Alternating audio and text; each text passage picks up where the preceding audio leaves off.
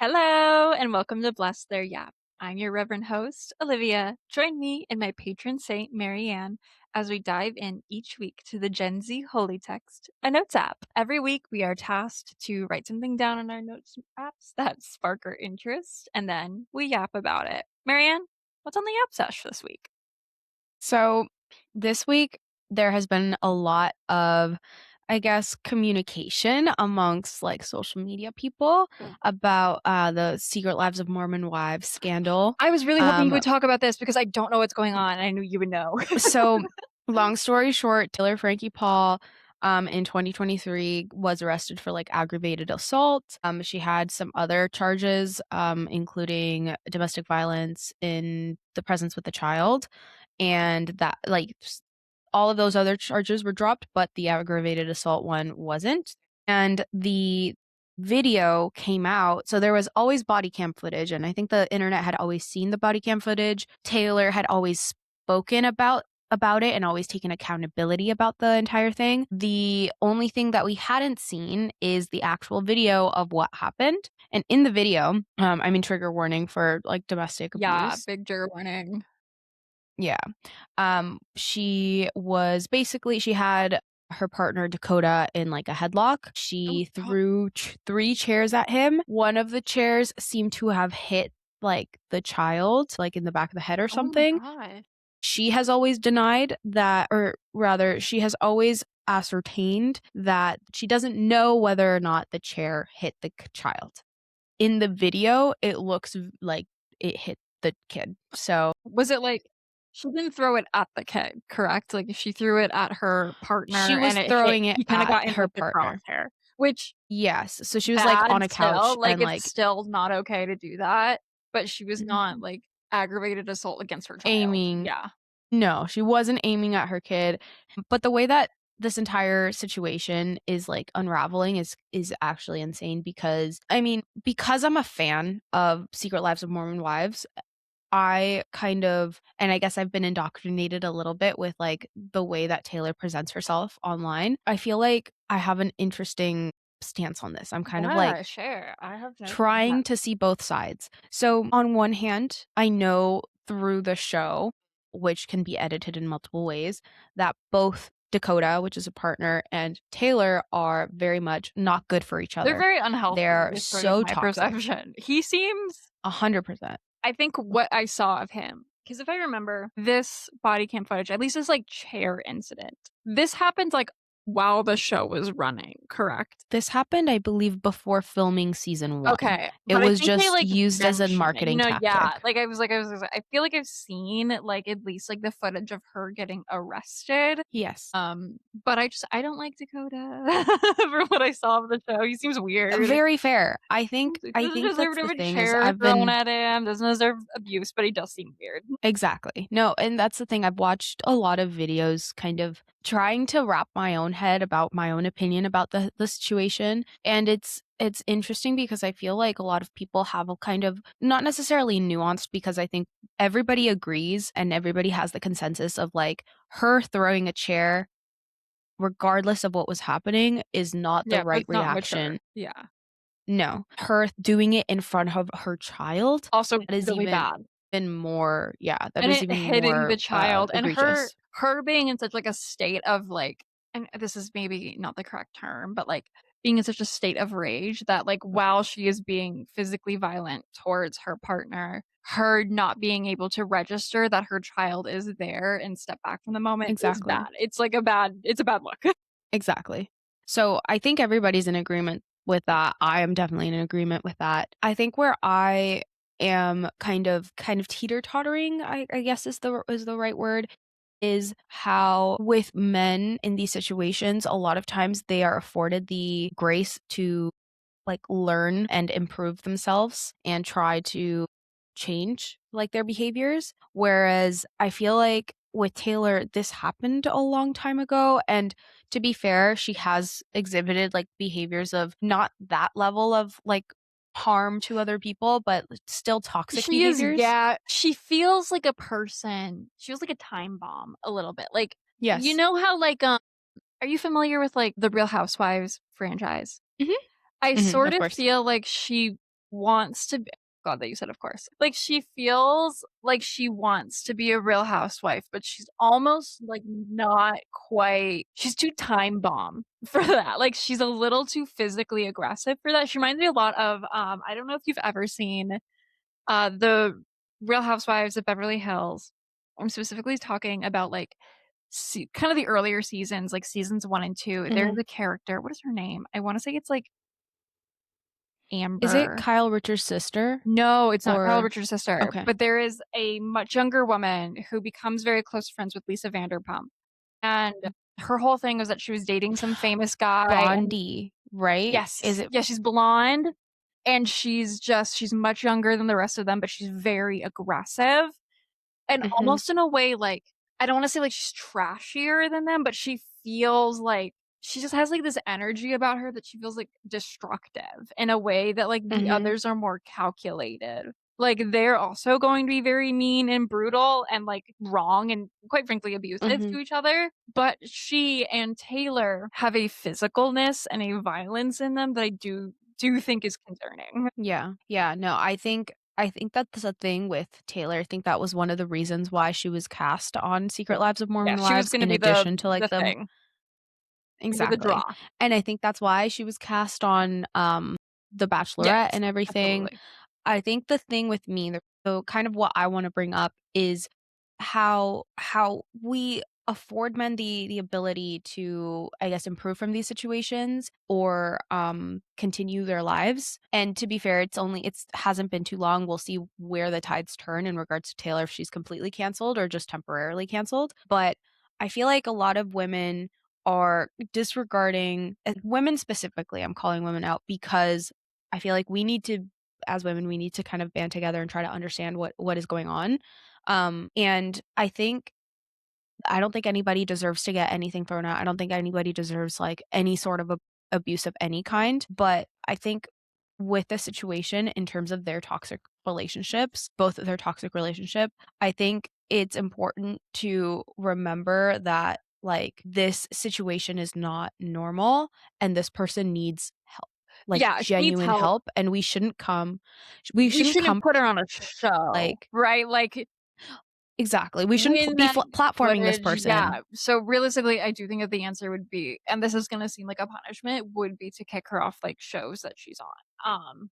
And, like, people like, Which obviously, is like kind of what ABC did, right? Like, she is no longer the Bachelorette. yeah. Did they announce that? They announced the cancellation of her season 3 days before they were And I supposed do to. like I think there's a lot of okay. I think there's a couple different things with her situation that I can see because I don't totally like I do think we do and we should hold a lot of men accountable for when they are physically violent to their children. And I think that's something we are encountering more and more. It needs to happen, obviously, way more. But I do think that there is sort of the idea of a mom being physically aggressive towards a kid that sort of, I think, ramps it up, which is like, I don't love that take, like, I think any parent should be not, like, seen as, like, Mhm, "How could you possibly do this?" I think, obviously, abuse against a child, even accidental abuse, is bad. mhm. But I think because she's the mom, and I also think because she is Mormon, and I know she's, like, Mormon adjacent, she's just on like, she's I would say she's a very prominent Mormon figure despite her Yeah. sort of, like, stepping away from Mormonism and, like, the messiness around her, that I think and we've talked about this before whenever we bring up Real Housewives of or sorry, Secret Lives of Mormon Wives. Yep, We need to use exactly. a Nope, different you name got because it. I'm gonna keep it up every time, is that, like, the draw of it is seeing, like, religious women act weird or Mhm. women that are putting and even, like, with Taylor being on something called Mom Talk, I think implies, like, a sense of altruism that she is Yeah. not, like, holding up to, and even, like, with, are you familiar with Ruby Franke? Yes, I think so. Okay. I've heard that name. She was a like, a mommy influencer and, like, a family Yes, yeah, yes, and she yes. got Yep. arrested Yes. for really, like, Yeah, abusing her terrible yeah, children. really Yeah. terrible abuse, and she was also Mormon, and so I think Mhm. also there is sort of this, like, eye being looked at upon religious communities, as it should, with, like, violence against children, and even accidental violence in this case, because I do think there's a really nuanced look at this. She was not, like, aiming for her child, but she also shouldn't have been physically aggressive. But again, when No. you're in that like, when you're I don't know what they were fighting about. When you're really like, I've also been really angry that I've done things that I wish I hadn't done. Mhm. Yeah, so I don't know. Yeah, I think that's the thing is like when we are put in situations that like we can't control ourselves, I think most of us would never go to the extent that Taylor did, but No. she did, right? Yeah. And I think that in situations like that, one, she should have never been platformed. Two, I think she needs to be able to get help. But three, I think that like we should let her be able to get help and then learn from Yeah. that, and if she's good, she's genuinely good at the social media Would you thing. be She's good okay at Sorry. Would you be okay Go with, ahead. like, part of her deplatforming, honestly, her facing jail time for this? Would that be something that you feel like would be justified? Because I feel like it would be because she still did the thing. I don't Mhm. really I don't know, jail is so hard because, like, I think incarceration's bad, but I do think that is part of the punishment if we're gonna hold her to this, like, standard. I do think she'd do the best. I think it would be a precedence thing. Yeah. I think there should be people looking at, previous cases in which women or men have been incarcerated for domestic Yeah. abuse, with their children around and the other charges, and see if that is something that has been done. From my understanding, as bad as this first offense was, it was her first offense. Yeah, so that's yeah. So that's the thing is like that's a question for a lawyer, right? Like that's a question for Yeah, somebody because I who was can also show what the precedence was. I was gonna say, like, is this something where a social worker needs to then get involved? Like, are her children safe around I someone who is think so kind of bombastic and put in situations where she's forced to be bombastic or encouraged? Definitely. I think that's the thing is like if she wants to come back into the public eye afterwards. And from my understanding is that she is going to therapy and all these things, but I think that she needs to completely not be on social media at all, leave for 1, 2 years, maybe more, and then come back and try to kind of restart while I guess having the understanding of like this is something like that she needs to take accountability for and will be always something that she does take accountability for. I think that she's done that so far in regards to she's always taken accountability for what she's done, but I think that she hasn't been completely forthcoming with the level of aggression that she Yeah, had that night. because it feels it's not actually sneaky, right? But I can understand where people be like, "Oh, she's hiding that she did this because we're finding out about it now." When Yeah. realistically, it's not exactly our place to know about it, but Exactly. And that's the thing. That's why personally I don't really love cancellation in general. This topic is like more of just like women trying to have a little bit more compassion for other people, but it kind of also is just like cancellation in general. mhm, I think people deserve the opportunity to improve themselves and genuinely learn from their mistakes. Just because you're a celebrity doesn't automatically mean that you are given like tools that exempt you from yeah. making mistakes. That being said, I think that cancellation in general is something that I understand where we're coming from in terms of trying to deplatform or like de-influence ourselves from partaking in whatever this person's like, I don't know, trying to sell us. But I also think that at this point it's like it is people's livelihoods. And I think that if they genuinely are trying to get better and have kind of shown um a pattern of improving Yeah. themselves, I think it's okay to continue to I think a platform really them. yeah, I mean, I think a really big thing would I would have to see her because here's my issue is, like, Mhm. with Taylor, and, like, I guess I don't know her like, we don't know her personally, obviously. Like, I don't know what No. she's like. I only see this character that is molded on screen, both by her and the network. But I do feel like she is someone who really got famous for this swinger scandal and then, like, proceeded to get famous for this and then the show, and, like, I'm a little worried that, like, I don't know if she could ever actually step away from that and not be messy. You know what I mean? Like, because, her kid did get hurt, and her kid is going to get hurt even, like, outside of this, right? Her kids are going to see their mom on TV, and that is a net bad, right? We're Right. going to know about the swinger scandal, and that is a net bad. And so I think there's a way, like, where she's gonna really have to kind of, like, and I'm not a mom, and I don't wanna, like, I don't know the, like, the complications of being a mom and, like, Yeah. around that, but I do think, part of, I think, her showing me that she's really learned is going, "Okay, like, I'm done." I think that's gonna be really hard to do because there's a lot of money in what she's doing right now. Yeah. I think more so than her completely stepping away from the public eye and like from like her reality shows and all of those kind of public Mhm. opportunities. I think it's more for me. I think it would be like continuously showing that she isn't doing those Yeah. crazy behaviors anymore. Like Yeah, isn't like actual succumbing to change. that. Yeah. Exactly, like, genuine change, like, in a situation where somebody's trying to egg her on or she is forever tied to this person, Dakota, because they have a child together, in a situation where he's Yeah. trying to cause her to get mad, her not getting mad. And I I think think, like, those types of things would show me that she had gotten better. and I think that's what I mean too with, like, the stepping down from the reality TV show, because the entire point of Secret Lives of Mormon Wives is, as we said, to kind of be a rival to, like, shows like Real Housewives, Mhm. where the whole point is them egging each other on, and I think her stepping away would kind of be, I think, honestly very cathartic for her. But also really show, like, okay, like, she needs to not put herself in these situations also, you know? Exactly. Yeah. So, where she, as someone who is I think is maybe struggling with anger in a very unhealthy way, which I've talked about previously, like, my struggles with anger and, like, temper issues, so, like, I get it. But you learn coping skills, and you learn them in therapy, and you're a mom. You gotta think Yes. about that. Exactly. Anyway, what is your topic? That was a lot lighter. So, I really noticed this, like, I don't totally know how to, like, actually word this topic, but I've been wanting to talk about it for a while. I've been noticing, like, these things specifically with, okay, I think this is a really good way to, like, sort of say this. So with Wuthering Heights coming out, are you know Wuthering, I'm assuming. Yeah. Yes. I've not seen it or read the book or seen the previous movie, I know, but I've heard it's trash. This current yes. movie is trash. Yes, this current movie, I have not seen this movie either. I, in theory, kind of want to. I'm reading the book, and it's a very good book. I'm very concerned on how they're gonna make this into, like, a bodice ripper type movie.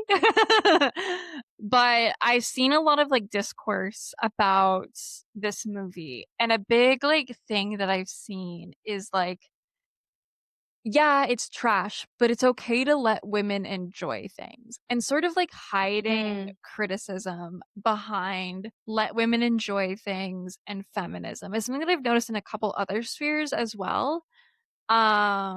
When people talk about, like, I'm gonna say, like, overconsumption of any sort of, like, type of thing, like hoarding body scrubs and being like, "Well, this is a woman's collection. We don't do this with, like, men's jerseys." Is sort of like, yes, we do that with men's jerseys, and it's mm. also what you're doing is bad. You can't, like, it feels like we use, like, feminism as a shield sometimes to deflect actual criticism, and I don't like that, and I wanna talk about it. Yeah. Yeah. I think that kinda ties back to, like, what I was saying about a little bit Yes. before is, like, we're using kind of feminism to almost, like, condemn, like, certain things, and in this case, it's like, "How dare you not let women, like, just enjoy, like, trashy stuff?" Yeah, and you can. I'm very pro trash. Yeah, I'm absolutely, but pro that doesn't mean trash. that like, trash doesn't deserve, like, critical like, I think there's genuinely great ways to make trashy television or trashy movies. Absolutely. Like, I mean, Scary Movie, I don't know if you've seen that one. Yes, Love it. I knew you would like it, but it's a trashy, Yeah, like, movie, schlock. but it's done really well, so I think that, And there's especially usually for a movies movie that like aren't done Wuthering well, that are good because 'cause they're garbage. Exactly. And a movie like Wuthering Heights, which is, I feel like, clearly a movie that wants to be taken seriously, I think it's fair for us to be able to give nuanced criticism about it Yes. without this idea of like, okay, well, you're anti-feminist for like Yes. for giving your negative opinion about this. Like that's not the case. Because, like, okay, I with my reading of Wuthering Heights, because I'm so scholarly, I do understand that Wuthering Heights as a book, as an Emily Bronte novel, is classic literature, right? And I like classic literature done trashy. I really like Clueless, right? That's an adaptation of Emma. Mhm. I am the only person that I know that likes Pride and Prejudice and zombies. I love Pride and Prejudice and zombies. And yeah, like you can do classic literature trashy. The problem with Wuthering Heights is that there is the most criticism you are going to see from it is around the casting of Jacob Elordi as Heath, who is a Mhm. POC character in the book. And the book is very like adamantly saying this is a brown man and he is treated differently because of his brownness, and that it's sort of a Victorian like looking in at saying like isn't like this POC man is incredibly wealthy. How could this be? Because it's all in like second Mhm. person and through secondhand story. And so Jacob Elordi playing him is obviously a big issue because Jacob Elordi is white, and the movie being marketed as a love story when it is not a love story is also very Yeah. odd and very in trend. Like it feels like a movie that is just made to be in trend. And so it to me doesn't even work as a trash retelling of a classic literature because Clueless still understands points of Emma despite it being trashy. You know, Mhm. Pride and Prejudice and Zombies still goes over quite a bit of the themes of Pride and Prejudice while they also fight zombies. And I yeah. think that's the thing is, like, if you go too far away from the, I guess, original text, Mhm. that you genuinely lose the Yeah. plot. It's like it's no longer like a retelling or a Yeah. reimagination. It's just fan Yeah. fiction. And making fan fiction into one where one character that is brown gets turned white is weird and does raise Yeah. eyebrows. No, it really does. Yeah. I don't understand Hollywood's obsession with, I guess, like, casting the same people all the Yeah. time, especially lately. I Yeah. think it's like Jacob Elordi, like, great, he's a great actor, that's awesome, but, like, genuinely, Another like, you already guy. have Margot Robbie. People are Another going to guy. go watch the movie for Margot Robbie. Real. If we casted, like, somebody we didn't know, or Yeah. like, maybe an actor who actually is a Yeah. POC, like, people would still go watch it because Margot Robbie's in it, like, Yeah. hello? It's also weird, like, I don't know, it's so bizarre, and, like, I think you brought this up last week when you brought up exposed celebrities, and it Exposure. really interests me because I had a theory since I was, like, little, and I thought I was, like, crazy for thinking this, that, like, every couple of years, there's, like, specific actors that are in every movie, and I think that's what I was talking about without having the word for Mm, it when I was little. Cause like, I remember when The Rock was in every single movie ever, yeah. and, like, when, like, Tom Holland was in every single movie. I think Zendaya, it kind of goes through, like, ebbs and flows the most, Mhm. that, like, she'll be in everything, and then she won't be in anything for a while, and then she's in everything again, and I just Yeah. think that's very interesting, and I think Jacob Elordi is kind of having that,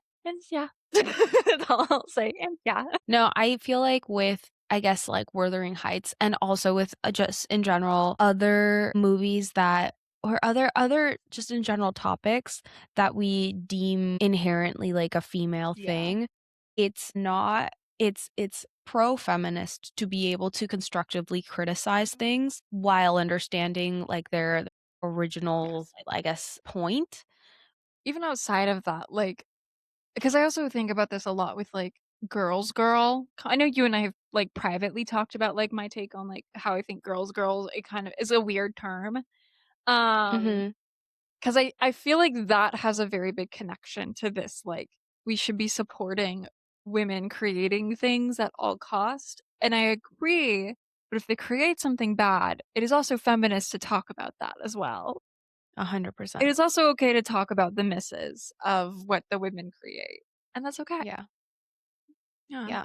I mean, that kind of, like, is something that I've taken with Taylor Swift's newest album, right? A lot of people really dislike it, and just because we dislike it doesn't mean that it's like we're woman bashing on Taylor No, Swift. you It just don't just like means it. that she didn't create something that I personally Did don't not like. I so don't think it's her best work.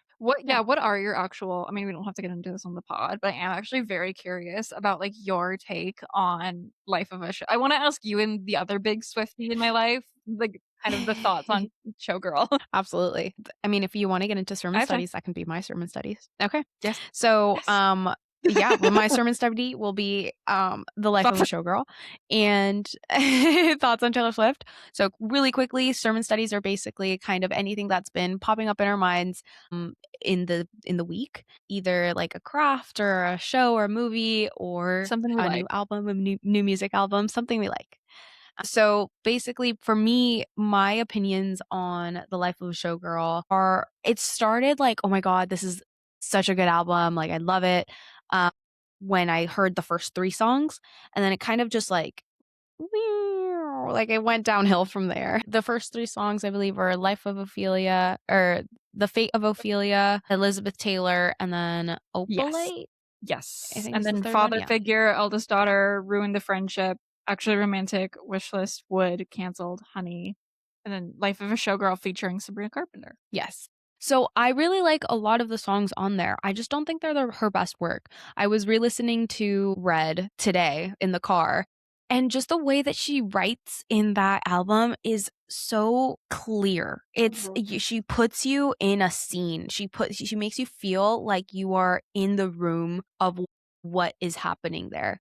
And I feel like with Life of a Showgirl, it's like kind of more concepts, and while I think that's good, like, she did that with, Folklore and Evermore. Which are, like, I would say her best albums. I love Folklore and Yeah, like, Evermore. absolutely. I think 2 of her best albums, absolutely. I think with the writing, it's just sometimes it just fell flat, like, it just didn't I feel like it didn't make sense. I think one of the ones that, like, often gets touted as, like, "Okay, this doesn't make sense," is, like, Wood, where at the beginning she starts singing Oh. about freaking superstitions, and then she starts talking about redwood trees and those implications. So I'm excited for what she has to do next because I know that she's going to do something next. And I know that even though maybe she's in an era of like, oh, I don't care what the critics say, she is the type of person that really does care about what the Yeah, critics I don't says, believe that and she deep wants swizzle, but cool.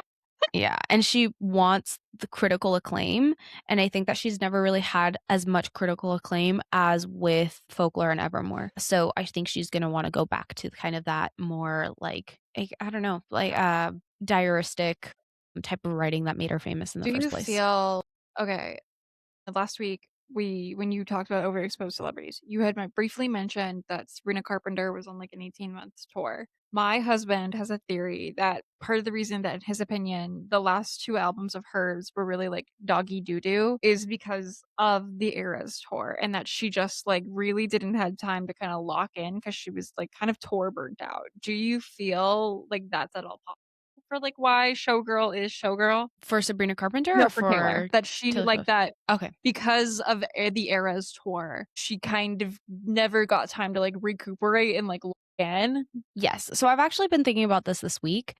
I Really? think yes. I also think so she was writing The Life of a Showgirl at the later half of the Eras tour Mhm, where she wrote 31 songs at least, the ones mhm. that we know of for the anthology of the Tortured Poets department. Okay. So I think she was just creatively out of juices, but she wanted to commemorate the Eras tour somehow, and the only way she kind of knows how to express her feelings are through music and writing. So I think a lot of the songs are like half baked. I think like a lot of them are like almost there. Maybe there's an There's, like, interesting nugget of an snippets. idea there. Yeah, like, I actually really like Ophelia. Like, whenever it's on, like, I feel like it's a I don't think it okay, I'm a dweeb, and, like, I really am attached to the Shakespearean character of Ophelia, Mhm. Mhm. much like how I'm very attached to Clara Bow, and I've talked about this before, where, Yeah. like, I see Taylor Swift and I like, she and I both really like a lot of similar things in terms of what she sings about, Mhm. like, we're both very interested in, like, historical or, like, these, like, idyllic female figures of, like, either misery or, like, showdom, kind of like Elizabeth Taylor, Mhm. Clara Bow, and Ophelia, but I do feel like Taylor Swift maybe isn't just as, like, slay and smart as me, or, I'm like, I wish you'd interpreted this a little differently because I really like Ophelia, but I do feel like it doesn't work for the character of Ophelia. And I think that's the thing is like a lot of the songs in this album, I c- I disagree with the other albums, but a lot of the songs Do you like with this Tortured album Poets is Department? like I do. It's grown on me a lot. I Okay. think when it came out, I wasn't in the space Mhm. to like it. Like I couldn't appreciate it for what it was because I wanted like a party, like I want to go out and COVID is done. I don't Yeah. want to be depressed anymore type of mentality. Whereas now I'm like, okay, I can mellow out, I can understand for what it is. But with Fate of Ophelia, I feel like she has an idea or had an idea of what she wanted something to be, but it wasn't fully fleshed Yeah. out. I think another good example of this was like Eldest Daughter, which is basically like probably the worst song on the album. I feel like that's pretty like Yeah. well known or kind of Yeah. spoken about a lot. That and, like, obviously the But canceled one because it's just, like, funny to clown on it, but, like, yes, I like not the idea of canceled. I like the production of canceled. I wish it was something else. Like I I wish think it was it just feels very like millennial and a little sad. Like, it's like, oh, it's so millennial, and I don't think that's being millennial is a bad thing because I feel like I'm a millennial woman as well. But I think like just there are some things in it that is just it's a little cringe. I know, it kinda makes you go like like, face "Oh palm. god, no." And to be Yeah. fair, like, I also listen like, I like Grimes, right? Grimes had a baby with Elon Musk. That's really cringe. Womp. And, like, Lana Del Rey also famously has really cringe lines in her songs. Right. So I think that's the thing is like this her current album, like The Life of a Showgirl, is a half-baked thing that definitely was influenced by it being in the later half of the tour. yeah. Probably her creative juices weren't there. I think she said like she was so tired in the studio that she couldn't even lift her arm. So like how Then don't can you write be in the it. right You know mental what I mean? Like, headspace then to don't write write it. great music? Yeah. So anyways, Aw. that's my That's that's a great my sermon study. I'm sermon really study. glad I've really wanted to talk to you about, like I wanted to pick your brain on, like, Showgirl. You and then, like, one of my coworkers is a really big Swiftie, and she also doesn't Mhm. like Showgirl, and I wanted to, like, ask her why she doesn't like it, and, like or, like, I wanted to, like 'cause Mhm. like, she's dedicated enough that she has, like, a tattoo, like, sleeve on her arm that's all Taylor Swift, and, like, all of her it's actually really cool, like, all of her tattoos represent, like, the different albums and stuff, but Mhm. I really wanna pick her brain about that because 'cause I'm Yeah. very fascinated by it. Love Yeah, it. my sermon study is I'm really manifesting specific items for, like, thrift stores that I wanna find. I know, Yes. I'm really excited about it. I'm, like, pinning stuff, like, I'm in, like, my bracelet era. I'm not wearing any bracelets today. Mhm. But I'm entering in my bracelet era. I really want, like, more, like, silver cups and, like, bangles. I'm also on the hunt for shorts. I own 2 pairs of shorts to my name, and they're kinda like jammy shorts because I don't like shorts. That is insane that you live in the frickin' desert and you own 2 Yeah, shorts. no, I don't know what it is about shorts. I just hate them on my like, I think I just don't like my legs. Like, if I'm in the heat, I'm almost always wearing, like, a strapless top of some sort and then, like, pants. And so I'm trying to, like, exposure, like, therapy myself into wearing shorts. I just need to find a good pair. I have a stripy pair that I like, but they're, like, jammy material, and that feels, like, weird to go Mhm. out like that. So I'm on the hunt for a very good pair of, like, denim shorts that I like, and that won't make me feel like I have weird legs. My favorite place to get shorts and jeans in general is, Abercrombie& and Fitch Ooh, because okay. they have like, they have more custom sizes Okay. for people. Like, they have this whole curve love Okay, line so where, like, the waist is smaller than, like, the hips are, whereas, yeah, like, 'cause I regular have that sizing is, like problem, yeah. yeah. Yeah, so highly The recommend. gorgeous big booty. I'm recommending it in the Okay. sense of I don't like, I know that there are issues with it, Obviously, yeah, but there are obviously. literally no other options for me to get Do what you can small-waisted, do, queen. big Do what hipped you can do. pants, Yeah, because so I want okay, like, my vision for the summer wardrobe, because 'cause I'm crazy and I have, like, different aesthetics for each, like, season. Like, I'm in my haunted, like, Jane Austen spring era right now, but I'm going to enter my Texas Chainsaw Massacre summer era, and so I'm like, "I need a pair of denim shorts to fully enter in my Texas so I can feel like Leatherface. How can I feel like Leatherface without some Daisy Dukes? Impossible!" So, That's so it's my sermon funny. study. Share your Love that. thrift manifestations below. Yeah, share your Pinterest boards because I know my friends will. Yes. Please. Oh my gosh, Maryanne's friends, follow me on Pinterest. They will, trust me. Please. I love Okay, guys. Yeah! I think it's gonna be it for this Alright. week. I love you all, whether you're new or old to our channel. See you next week, babes.